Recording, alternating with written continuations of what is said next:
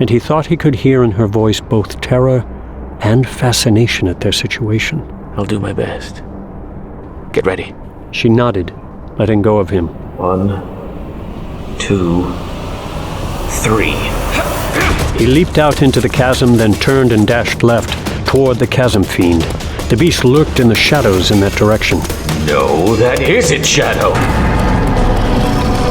An enormous, looming shadow, long and eel-like, lifted above the floor of the chasm and gripped the walls with its legs.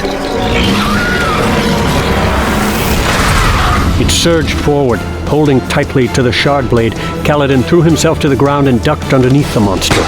The ground heaved as the beast smashed claws toward him. But Kaladin came up unscathed.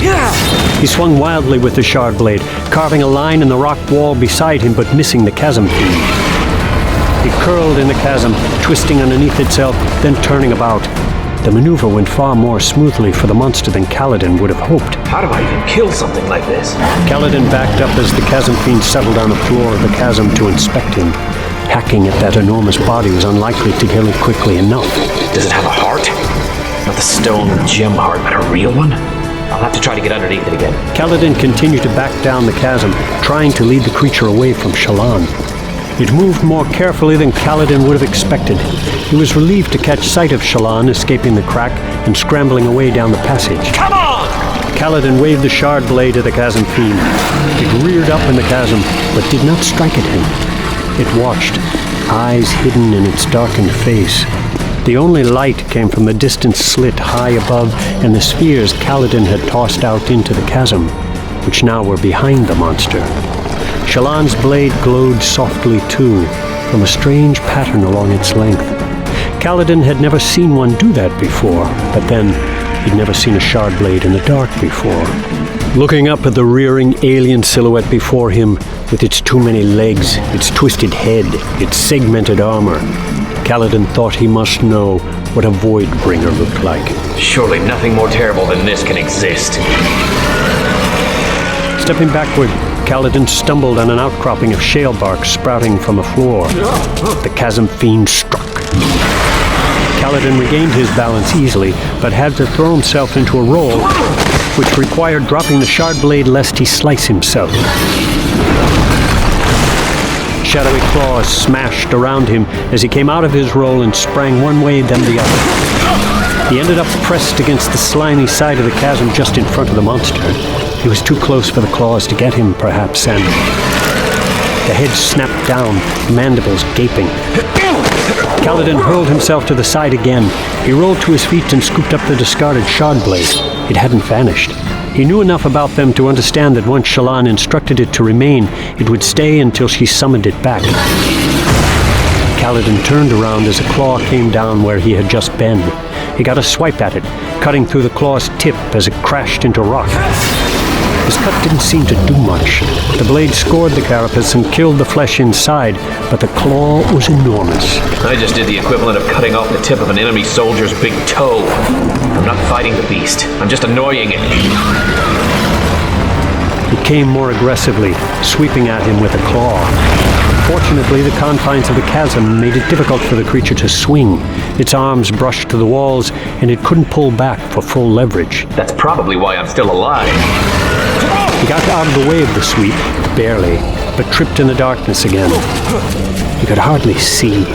As another claw crashed toward him, Kaladin got to his feet and dashed away, running farther down the corridor.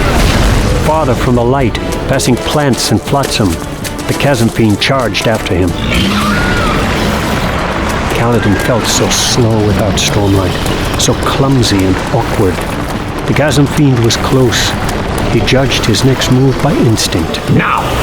He stopped with a lurch, then sprinted back toward the creature. It slowed with great difficulty, and Kaladin ducked and ran beneath it. He slammed the shard blade upward, sinking it deep into the creature's underside. He seemed to have actually hurt it, for it immediately lifted upward to pull itself off of the sword. Then it twisted down upon itself in an eye blink, and Kaladin found those frightful jaws coming at him. He threw himself forward, but the snapping jaws caught his leg. Blinding pain ran up the limb, and he struck out with the blade even as the beast flung him about. He thought he hit its face, though he couldn't be certain. The world spun. He hit the ground and rolled. With everything still spinning, he turned over. He'd lost the shard blade. He didn't know where it was. My leg. He couldn't feel it. He looked down, expecting to see nothing but a ragged stump.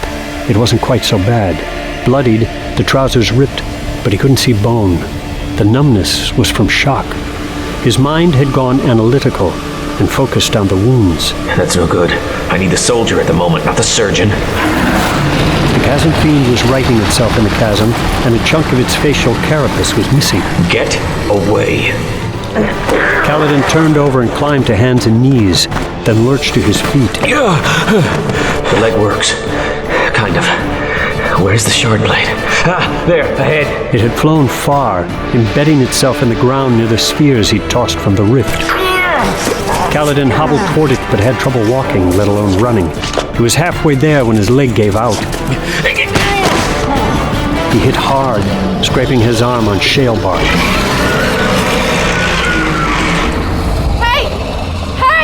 Kaladin twisted about. Shallan?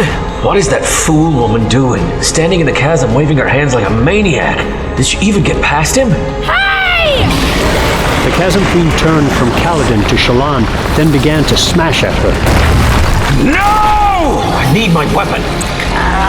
Gritting his teeth, he twisted about and scrambled as best he could to the shard blade. Storms! Shallan! He ripped the sword from the rock, but then he collapsed again. The leg just wouldn't hold him. He twisted back, holding out the blade, searching the chasm. The monster continued to swipe about. I don't see a corpse. Has Shallan escaped? Stabbing the blasted thing through the chest only seemed to have made it angrier. The head. Kaladin struggled to his feet. The monster stopped smashing against the ground and surged toward him. Kaladin gripped the sword in two hands, then wavered. His leg buckled beneath him. He tried to go down on one knee, but the leg gave out completely, and he slumped to the side and narrowly avoided slicing himself with the shard blade.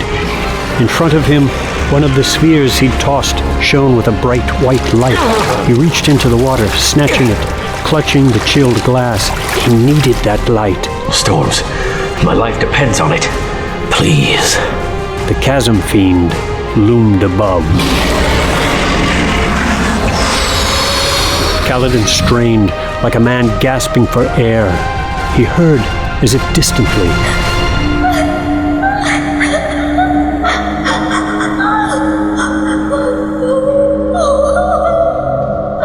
No power entered him. The chasm fiend swung, and Kaladin twisted. And strangely found himself. The other version of him stood above him, sword raised, larger than life. It was bigger than him by half. What in the Almighty's own eyes? The chasm fiend smashed an arm down onto the figure beside Kaladin. The knot him shattered into a puff of stormlight. What did I do? How did I do it? No matter. I'm alive. He threw himself back to his feet and lurched toward the chasm fiend. I need to get close, like I did before. Too close for the claws to swing in these confines. So close that... The chasm fiend reared, then snapped down for a bite, mandibles extending, terrible eyes bearing down. Kaladin thrust upward. The chasm fiend crashed down.